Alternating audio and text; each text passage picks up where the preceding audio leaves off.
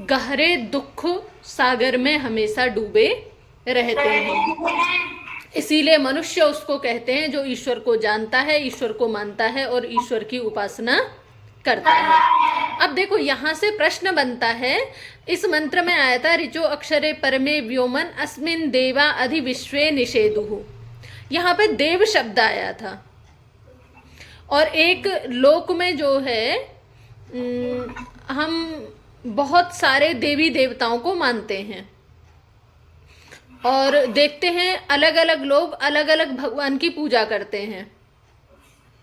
कोई गणेश को मानता है, कोई विष्णु को मानता है, कोई कृष्ण को मानता है, कोई राम को मानता है, कोई अन्य को। इस प्रकार से लोक में बहुत सारे जो है ईश्वर माने जाते हैं और बहुत सारे ईश्वरों की पूजा होती है। तो महर्षि दयानंद जी जो है यहाँ पर स्वयं ही प्रश्न उठा रहे हैं। एक प्रकार से तुम्हारे जैसा कोई पूर्व पक्षी बैठा हुआ है और वो प्रश्न कर रहा है कि वेद में ईश्वर अनेक हैं, इस बात को तुम मानते हो या नहीं। और ये प्रश्न उठाया क्यों प्रश्नकर्ता ने, इसका कारण है क्योंकि इस मंत्र में शब्द आया देवाह, और देवाह जो शब्द है वो प्रथमा विभक्ति बहुवचन का शब्द है। तो प्रथमा विभक्ति बहुवचन जो देवाह शब्द है वो इससे जो है पूर्व पक्षी के मन में जो प्रश्न बना है कि वेद में ईश्वर कितने हैं, अनेक जो हैं वेद में ईश्वर है, इस शब्द से जो है उसने प्रश्न किया। अब स्वामी जी कहते हैं नहीं, मैं वेद में अनेक ईश्वर नहीं मानता, क्योंकि चारों वेदों में कहीं पर भी ऐसा नहीं लिखा हुआ है कि ईश्वर कितने हैं, अनेक हैं, और ऐसा कहीं सिद्ध नहीं होता। बोले जहां पर भी लिखा है वहां पर सब जगह एक ही ईश्वर का वर्णन मिलता है कि ईश्वर कैसा है, एक है। जैसे आपने पीछे पढ़ा था इंद्रम वरुणम यमम आहु मातरिश्वनम, वहां पर मतलब एक ईश्वर के ही इंद्र वरुण यम आदि अनेक नाम हैं। तो जहां भी मिलता है एक ही ईश्वर का वर्णन मिलता है, एक ही ईश्वर है। तो फिर प्रश्न किया कि वेदों में जो अनेक देवता लिखे उनका क्या मतलब है, क्या देवता अलग हैं, ईश्वर अलग है? यानी अब यहां पर इसका जो प्रश्न बन रहा है वो ये बन रहा है कि ईश्वर और देव जो हैं एक ही चीज है।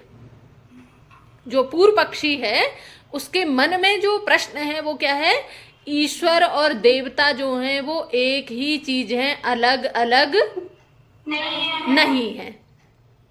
तो इसीलिए उसने कहा कि देव, अच्छा आपने ये कहा कि एक ही ईश्वर है, अनेक नहीं है, तो ये जो यहाँ देवाह बहुवचन में मिला है इसका क्या मतलब है? तो अब स्वामी जी कहते हैं, स्वामी जी ने पहले भी अर्थ किया था कि दिव्य गुण कर्म स्वभाव वाले। स्वामी जी फिर से कहते हैं कि देवता दिव्य गुणों से युक्त होने के कारण कहते हैं। बोले देवता का मतलब क्या है कि देवता वो है जिसमें कुछ दिव्यता है, जिसके गुण कर्म स्वभाव कैसे हैं, दिव्य हैं, इसीलिए उनको हम देव कहते हैं। जैसे यहाँ पर उदाहरण दिया कि जैसे कि पृथ्वी। अब पृथ्वी में दिव्यता क्या है, पृथ्वी बहुत विस्तृत है, पृथ्वी में अनेक प्रकार की विविधताएं हैं। पृथ्वी के भूगर्भ से जो है अनेक प्रकार के नानाविध रत्न जो हैं निकलते हैं, औषधियां वनस्पतियां समय समय पर निकलती रहती हैं। तो ये पृथ्वी क्या है, दिव्य गुणों से युक्त है। हम सोच भी नहीं सकते कि आज के समय में ये फसल हो रही है, पूरे साल तक उसके बीज पृथ्वी के गर्भ में छुपे रहेंगे, जब उसका अनुकूल मौसम आएगा तभी जो है वो उसका बीज प्रस्फुटित होता है। तो ये क्या है, इसकी दिव्यता है। तो ये करें, परंतु इसका मतलब ये नहीं है कि वो ईश्वर है और उसकी उपासना की जाए। यानी इससे ये सिद्ध नहीं होता है कि पृथ्वी देव है तो पृथ्वी उपासनीय भी है, उपासना करने योग्य भी है। देखो इसी मंत्र में जो ये कहा था ना, अस्मिन देवा अधिविश्वे निषेधुः, कि सब देवता स्थित हैं। अस्मिन देवा अधिविश्वे निषेधु, कि अस्मिन में सप्तमी विभक्ति है, और सप्तमी विभक्ति किसमें होती है, अधिकरण में होती है, आधार। यानी इसमें ऋचो अक्षरे परमे, जो अक्षर अविनाशी परम जो ब्रह्म है उसी में क्या है, देवाह, निषेधुः, देवगण क्या हैं, वो स्थित हैं।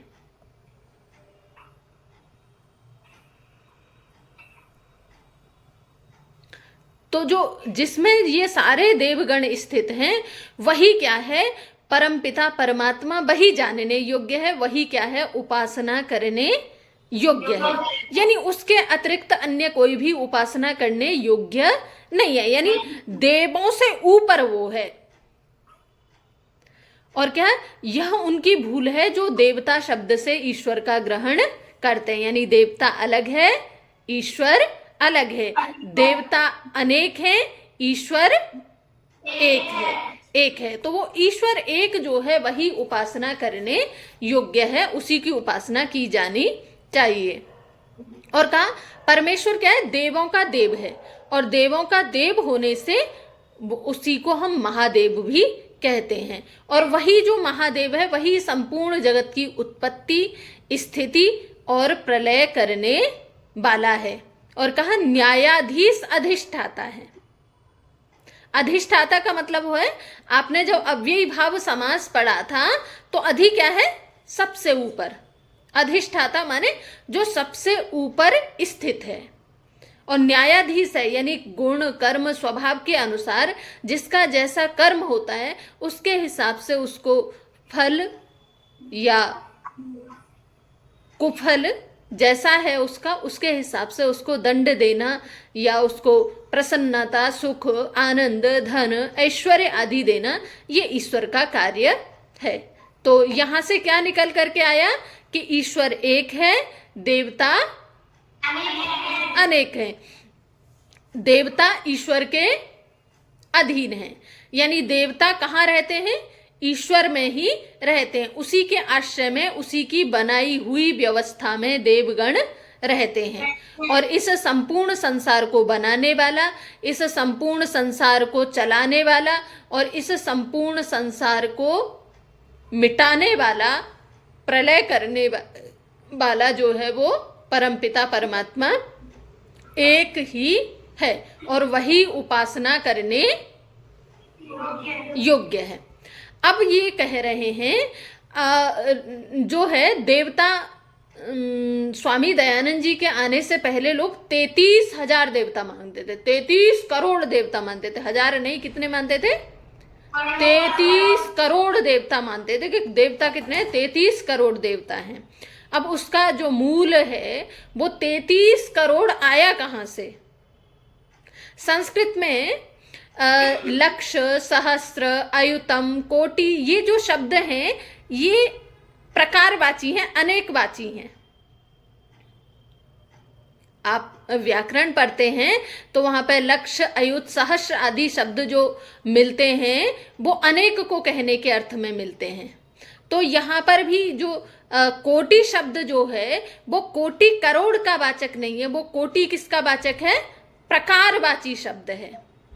जहां पर भी 33 कोटि, यानी 33 कोटि का मतलब 33 प्रकार के देवता, ना कि 33 करोड़, ठीक है।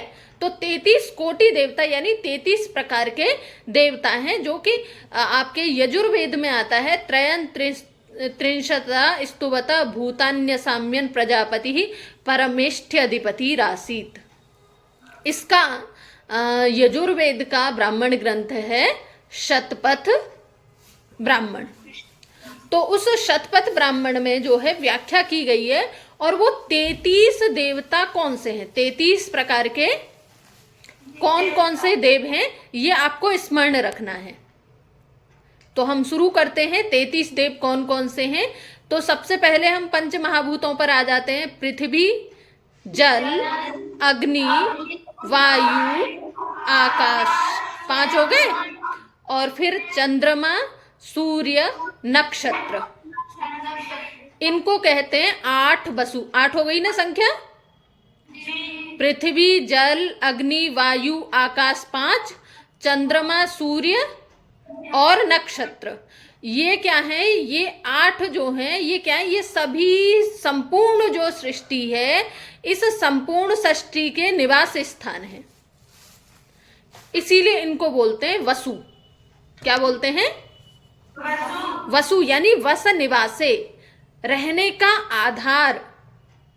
देखो हम रहते हैं पृथ्वी पर, जल का सेवन करते हैं, हमें जल की आवश्यकता होती है। यदि जल ना हो तो जीवन की कल्पना करके देखो, यदि अग्नि तत्व ना हो तो भोजन बनेगा ही नहीं। भोजन जो हमारे अंदर पेट में जा रहा है वो भी पचेगा नहीं, यानी हम जो खा रहे हैं उसको पचाने का कार्य भी अग्नि कर रहा है।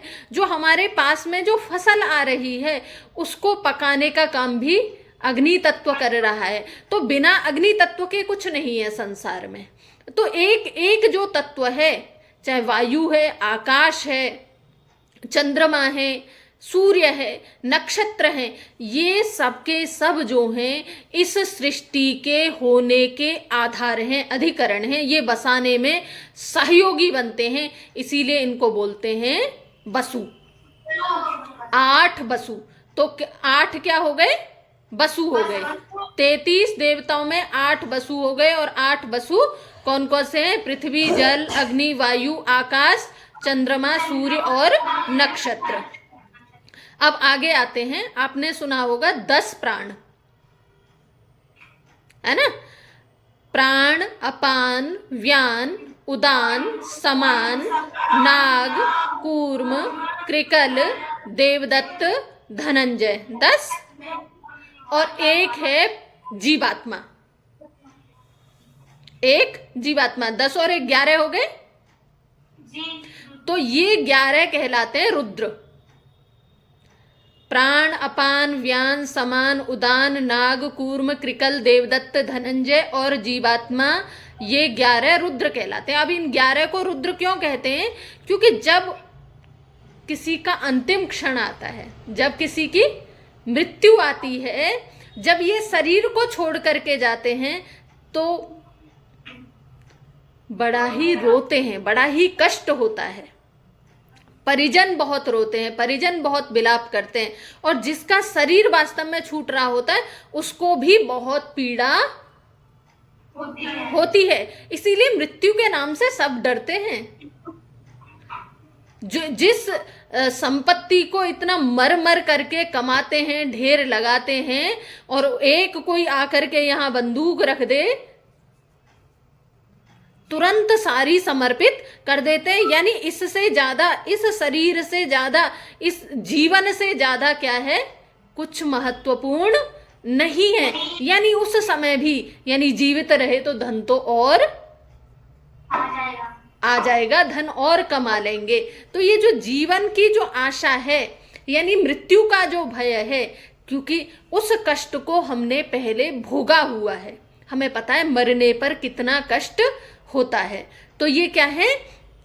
इनको बोलते हैं 11 रुद्र। कौन कौन से हैं? प्राण, नाग, कूर्म, कृकल, देवदत्त, धनंजय और जीवात्मा, ये 11 हो गए। तो 8 पहले और 11 ये कितने हो गए? 19। ठीक है। अब कहते हैं संवत्सर के 12 महीने। संवत्सर यानी वर्ष। एक वर्ष में 12 महीने होते हैं, और उसके हिसाब से उसी को बोल देते हैं 12 आदित्य। 12 आदित्याः, 12 आदित्य। यानी जो 12 महीने हैं इनको आदित्य क्यों कहते हैं?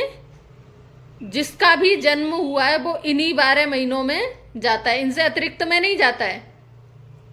इन्हीं 12 महीनों के अंदर क्या है? जाता है।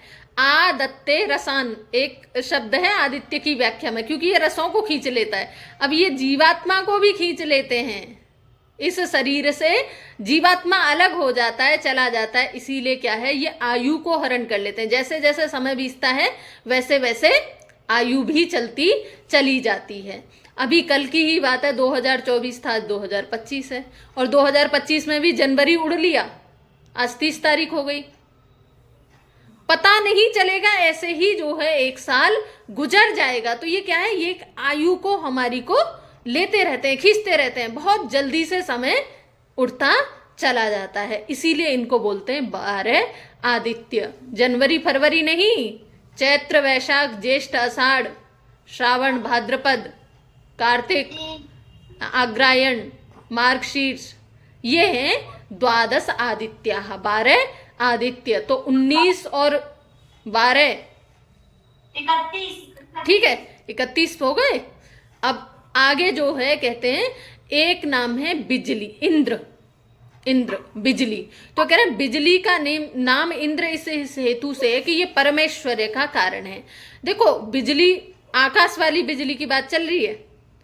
आकाश में मेघ यानी वर्षा होने से पहले क्या होती है, बिजली कड़कती है, बिजली गरजती है।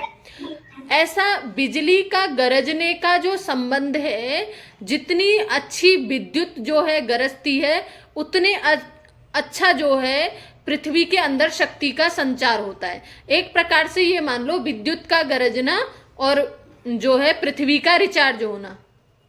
जैसे हम चार्जिंग पॉइंट लगा देते हैं, चार्जर लगा देते हैं, मोबाइल चार्ज हो जाता है, वैसे ही बिजली के कड़कने से क्या होती है, धरती रिचार्ज होती है, धरती चार्ज हो जाती है।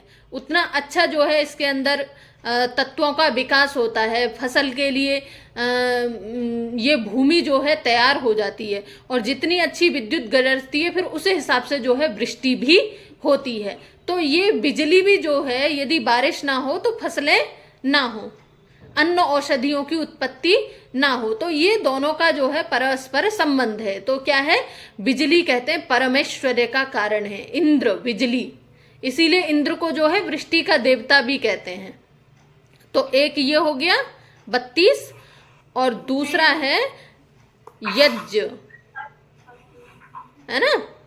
यज्ञ को प्रजापति कहने का कारण ये है, तो यानी एक प्रजापति हो गया।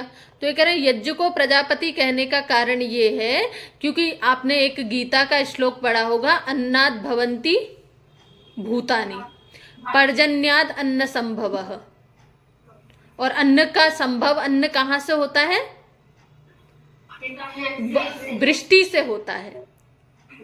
और पर्जन्य कहाँ से होता है, यज्ञात, यज्ञ से जो है पर्जन्य होता है, यानी वृष्टि का जो कारण है वो यज्ञ है।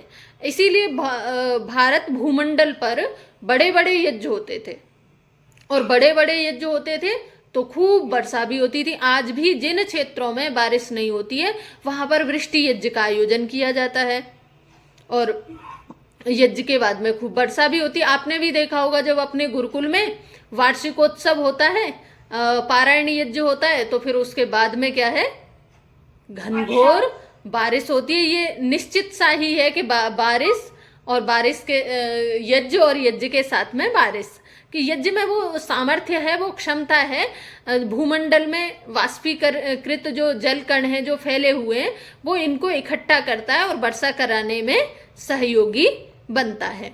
तो यज्ञ को प्रजापति कहने का कारण क्या है कि जिससे वायु, वृष्टि, जल, औषधि की शुद्धि होती है। क्या क्या कहा, वायु की शुद्धि होती है, वृष्टि होती है, जल और औषधियों की भी शुद्धि होती है। तो ये शुद्धि का भी कारण है और पुष्टि का भी कारण है। और यज्ञ का एक दूसरा अर्थ है विद्वानों का सत्कार। कल भी मैंने आपको बताया था, यज्ञ देव पूजा संगतिकरण दानेशु, यानी देव पूजा, दूसरा संगतिकरण। तो संगतिकरण क्या है, विद्वानों का सत्कार।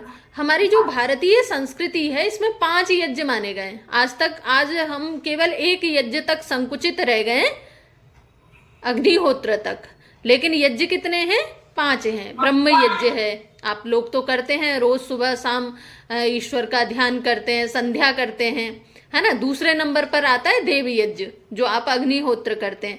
तीसरे नंबर पर आता है अतिथि यज्ञ, है ना, अतिथियों का स्वागत सत्कार। वो अतिथि कैसे, वही विद्वान, विद्वान सो वही देवाह। जब विद्वान हमारे घरों में आते हैं तो विद्वानों का सत्कार करना। जब विद्वान आते हैं तो उनसे कुछ न कुछ सीखने को, जानने को, अनमोल जीवन के अनुभूतियां हमें उनकी सुनने को मिलती हैं, मार्गदर्शन हमें उनका प्राप्त होता है। तो विद्वानों का सत्कार भी यज्ञ है। और कहा नाना प्रकार की शिल्प विद्या से प्रजा का पालन होता है, यानी यज्ञ में वैज्ञानिकता है। आप जब शतपथ ब्राह्मण पढ़ेंगे, आप ऐतरेय ब्राह्मण पढ़ेंगे, तो वहां पर ब्राह्मण ग्रंथों में यज्ञ ही है, लेकिन वो यज्ञ क्या है? सृष्टि प्रक्रिया के गूढ़तम रहस्यों को सुलझाता है। उस यज्ञ से ही विमान बनाने की विद्या निकलती है, उस यज्ञ से ही यंत्र बनाने की विद्या निकलती है, यज्ञ से ही भवन निर्माण की विद्या निकलती है, यज्ञ से ही कृषि कर्म की विद्या निकलती है। यानी यज्ञ केवल उतना अग्निहोत्र तक सीमित नहीं है, यज्ञ अपने आप में एक बहुत विस्तृत कर्म है। तो जो पठन पाठन की जो परंपरा है, जो नवाचार है, जो नवीनता है, नूतनता है, जो आविष्कार है, वो भी यज्ञ है। और ये कह रहे हैं जब यज्ञ होता है तो शिल्प विद्या जितनी है वो यज्ञ का ही भाग है। तो ये क्या हो गए आपके? कितने हो गए? 33 देवता हो गए। एक बार गिनिए। 8 वसु, पृथ्वी जल अग्नि वायु आकाश सूर्य चंद्र और नक्षत्र, 8 वसु और 11 रुद्र, कितने हो गए? 19 और 12 आदित्य 31 और एक बिजली और एक प्रजापति। तो ये कितने हो गए? 33 हो गए। ये 33 कोटि 33 प्रकार के देवता हैं। तो इनमें जिनमें इस प्रकार के गुण पाए जाते हैं वो देव हैं। और ये कह रहे हैं इन सबका स्वामी सबसे बड़ा होने से परमात्मा जो है वो 34वां हो गया। परमात्मा इन सबका स्वामी है, इन सबसे ऊपर है, और वो क्या है? उपास्य देव है। तो ये 34 जो हैं देव हैं। और ये कहाँ पर वर्णन है? शतपथ ब्राह्मण के 14वें कांड में जो है वर्णन प्राप्त होता है। इसी प्रकार से अन्यत्र भी वेदादि शास्त्रों में, ब्राह्मण ग्रंथों में इन्हीं 14 प्रकार के देव, 34 प्रकार के देवों का वर्णन मिलता है। इन शास्त्रों को देखते हैं तो जो ईश्वर को अनेक मानते हैं वो ईश्वर को अनेक नहीं मानेंगे। यानी हमारे समाज में जो विकृति आई वो आई कहाँ से? यहीं से आई, क्योंकि हमने अपने शास्त्रों को पढ़ना छोड़ दिया। जब हम शास्त्रों को उठाएंगे, खोलेंगे, पढ़ेंगे, वेदों को पढ़ेंगे, तभी तो हम उनके वास्तविक यथार्थ स्वरूप को जानने लगेंगे। आपको पता है महात्मा बुद्ध नास्तिक क्यों बने? क्योंकि किसी ने बोला कि भाई वेद में तो क्या है? पशु हिंसा है, बलि प्रथा है। बोले जिस वेद में बलि प्रथा लिखी है मैं उसको नहीं मानता। अरे भैया पहले वेद खोल के उठा के पढ़ लेते तो शायद उनको पता चलता वेद में तो कहीं बलि प्रथा है ही नहीं। वेद तो हिंसा का निषेध करता है, वेद तो अघन्या शब्द का प्रयोग करता है। आप लोग प्रतिदिन जो है राष्ट्रीय प्रार्थना बोलते हैं, आ ब्रह्मण ब्राह्मणो ब्रह्म वर्चसी जायताम, आ राष्ट्रे राजन्य शूर शव्योति व्याधि महारथो जायता। तो इस मंत्र में जो है पशु पक्षियों सबकी कामना की गई है। और इसी मंत्र में कहा गया है कि अघन्य है, अवध्य है। और आपका यजुर्वेद का पहला ही मंत्र करता है यजमानस्य पशुन पाहि ईशे तोड़जे त्वा मंत्र का जो अंतिम चरण है वो क्या है? यजमानस्य पशुन पाहि, यजमान के पशुओं की रक्षा करो। जहां वेद एक तरफ रक्षा की बात करा और वहीं उसी वेद से कहें कि वेद में तो क्या है?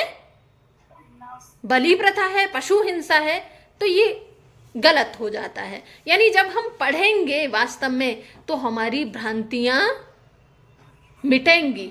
हम केवल सुने सुनाए पर विश्वास करेंगे तो हम अंधविश्वास में फंसेंगे, अज्ञानता में फंसेंगे और पतन का कारण भी हम स्वयं बनेंगे। इसीलिए कभी भी सुनी हुई बात पर विश्वास नहीं करना है। प्रमाण लाइए जी, कहाँ है प्रमाण? उसको प्रमाण को खोल करके देखिए। 33 कोटि किसी ने कहा है तो दिखाओ कहाँ है प्रमाण। सबसे बड़ा प्रमाण क्या है? सबसे बड़ा प्रमाण यदि कोई है तो वो वेद ही है। देखो रामायण को उठाओ, वाल्मीकि जी ने लिखी, उसमें क्या लिखता है? वेद।